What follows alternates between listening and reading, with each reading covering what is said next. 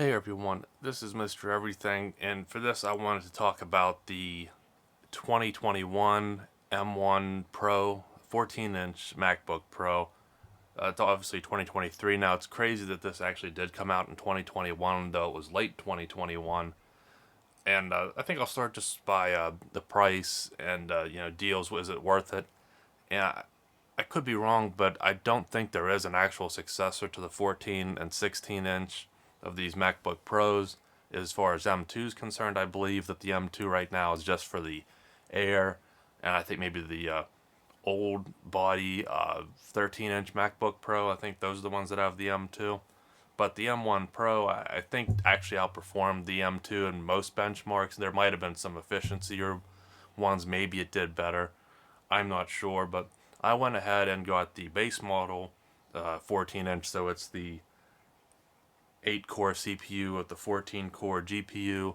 That's 16 gigabytes of RAM and 512 gigabyte internal SSD. This is obviously the point with Apple where nothing can be replaced or changed.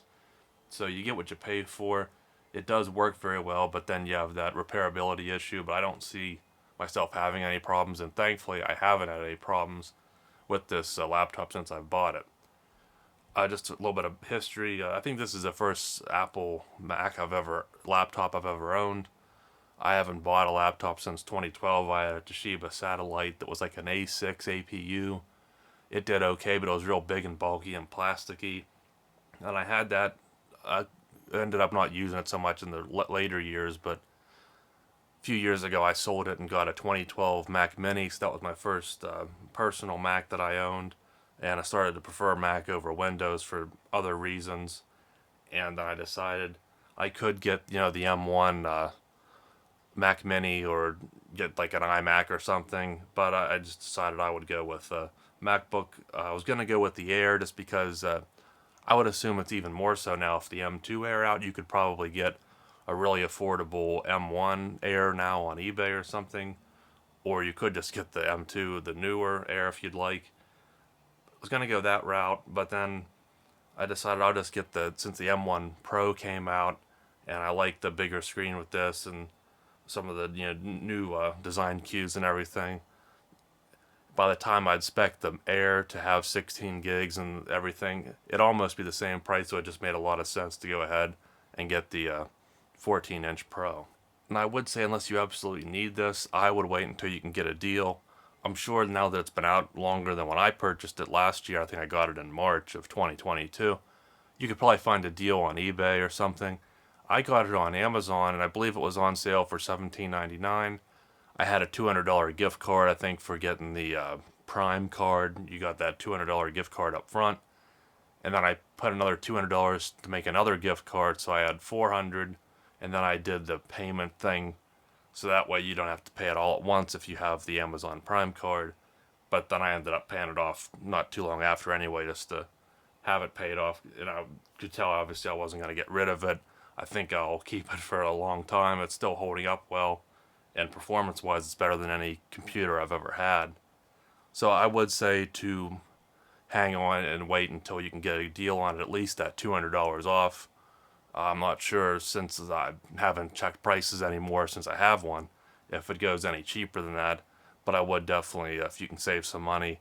And that's usually on the base model. And then I got like the regular standard looking color, not the space gray or whatever the darker aluminum one is.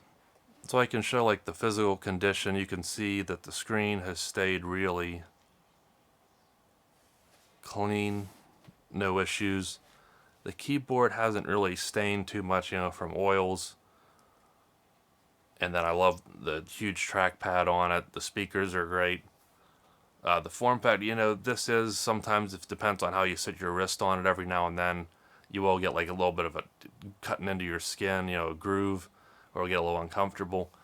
I thought that this, I don't like how they did this edge instead of rounding it off. It's kind of sharp. So that doesn't really, in practicality, you don't really bump into it.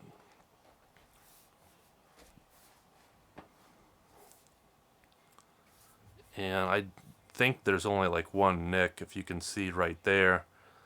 think somehow I dropped one of my charging cables and I just had enough force that metal chipped it. But it stayed in really good condition. Otherwise, I think I have a scratch. Like, you can hardly see that one under that USB-C. I love this new MagSafe port.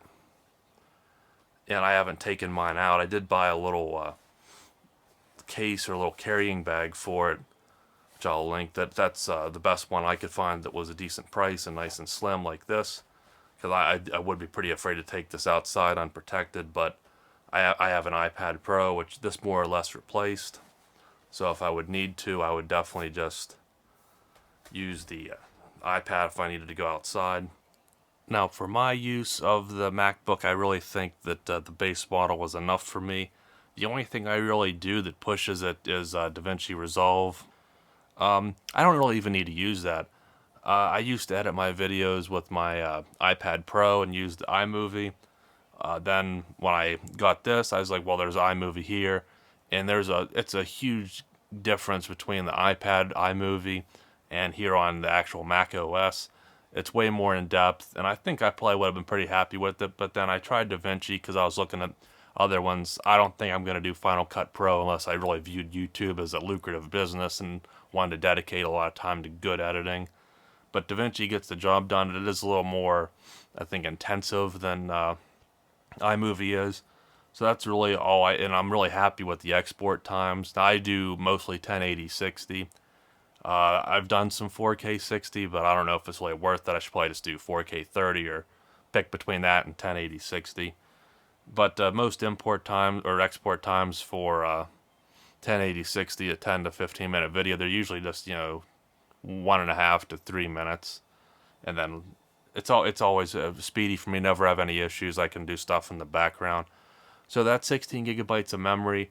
I never really seem like I max it out, and if I do, I'm not that computer savvy compared to what I used to be. I know back in the Windows 7 days, you had that page file that if you maxed your memory out, it would use your hard drive, which was slow.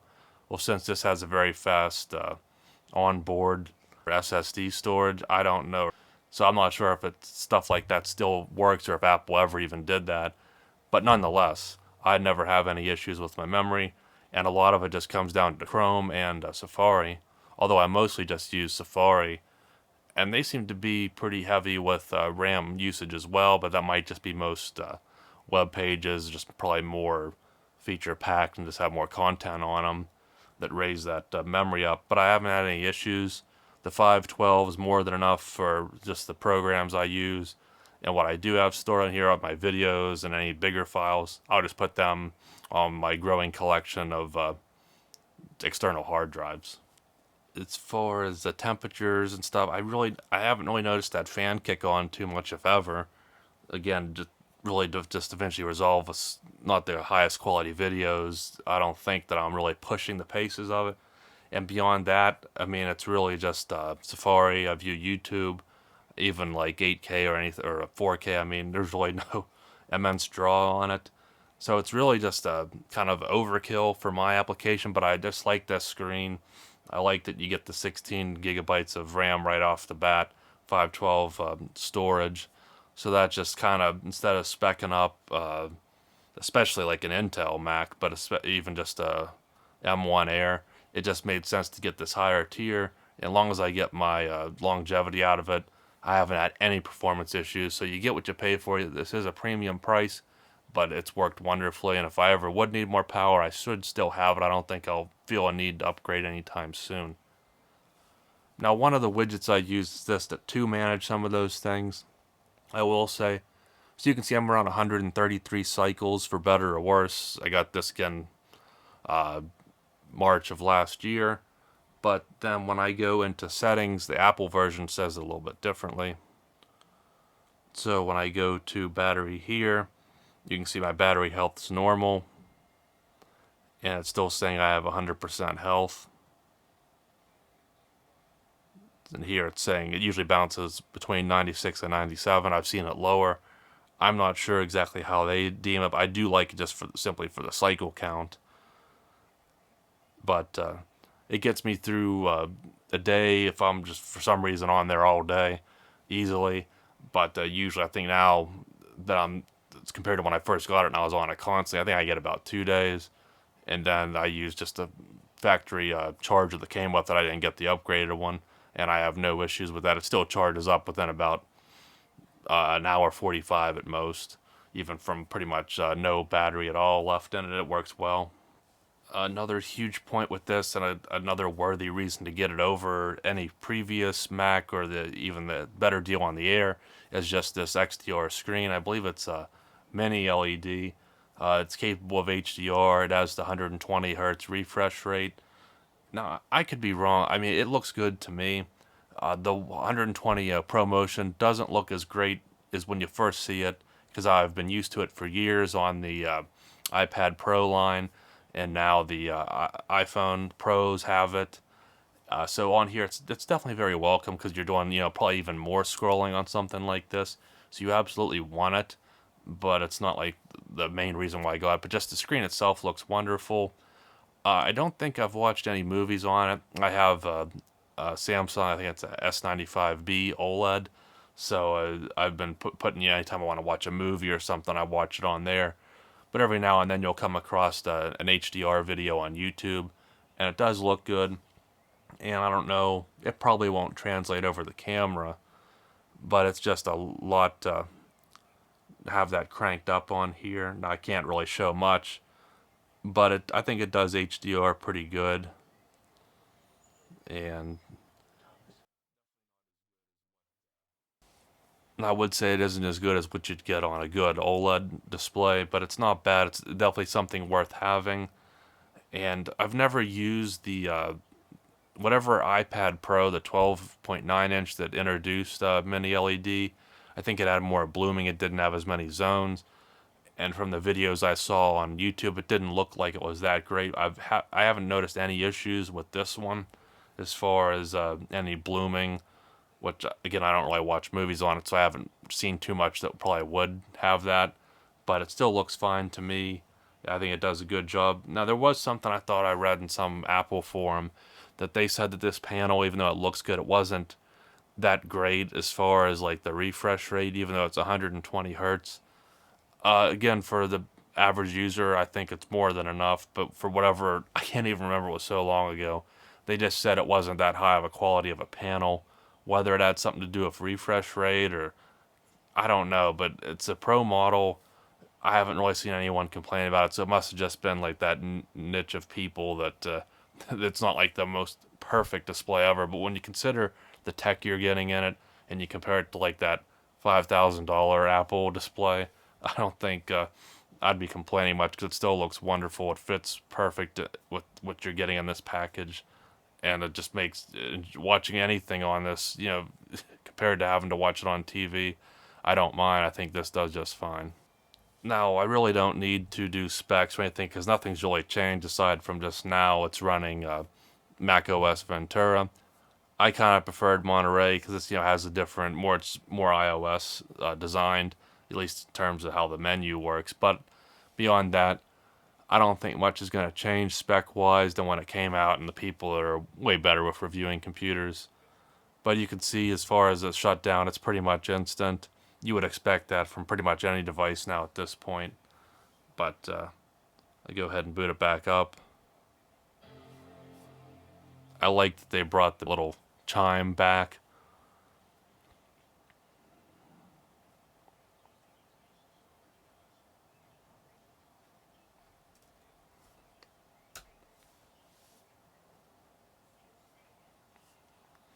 And then pretty quickly you're back in action. Now, I do have the lock screen on it. The only reason I use it is because the Touch ID works very well. Now, that's one kind of, I guess, annoyance, is since it has like the notch up there, but there's no Face ID yet. I probably wouldn't use it anyway. I don't have a problem with Touch ID.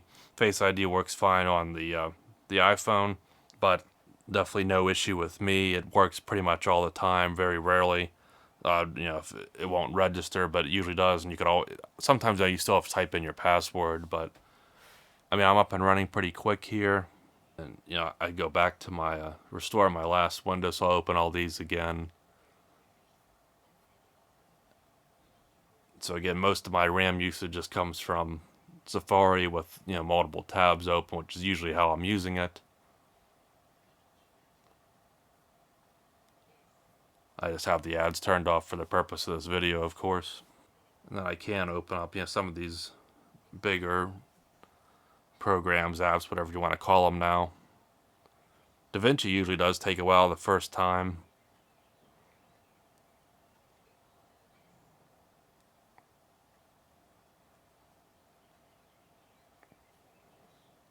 But it's not something that is crazy, and then after this it should be, if I want to make multiple videos throughout a day, you got to open it again, and now you're back in quick launch.